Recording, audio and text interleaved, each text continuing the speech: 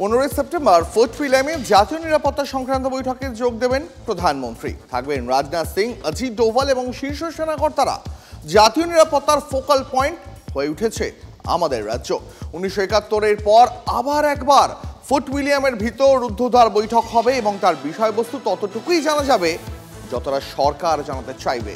পরিস্থিতিটা যে ঠিক স্বাভাবিক নয় সেটা প্রধানমন্ত্রীর এই বৈঠকেই অনেকটা স্পষ্ট হয়ে যাচ্ছে নাকি? ইস্টার্ন কমান্ডের হেডকোয়ার্টার ফোর্ট উইলিয়াম। 1971-এর যুদ্ধে এই ফোর্ট উইলিয়ামই হয়ে উঠেছিল জাতীয় নিরাপত্তার ফোকাল পয়েন্ট। শুধু পূর্ব ভারত নয়, উত্তর পূর্বাঞ্চলের সামরিক নিরাপত্তাও ফোর্ট উইলিয়ামের দায়িত্ব। তবে বাংলাদেশে মৌলবাদী অভ্যুত্থানে হাসিনার বিদায় ও ইউনুস ক্ষমতায় আসার পর পরিস্থিতি আরও বদলে গেছে। উত্তর পূর্বাঞ্চল নিয়ে বারবার ইঙ্গিতপূর্ণ মন্তব্য করেছেন ইউনুস। মৌলবাদী সংগঠনগুলি ভারতের ক্ষতি করার কথা প্রকাশ্যে ঘোষণা করেছে। হাসিনার আমলে জেলবন্দি কুখ্যাত জঙ্গিরা মুক্ত হয়েছে এবং ভারতের বিরুদ্ধে জেহাদ ঘোষণা করেছে। অপারেশন সিঁদুরের সময় পাকিস্তানের প্রতি বাংলাদেশের জঙ্গি গোষ্ঠীগুলি জনসাধারণের মৌলবাদী অংশ ও জেহাদিদের সমর্থন দৃষ্টিকটুভাবে চোখে পড়েছে।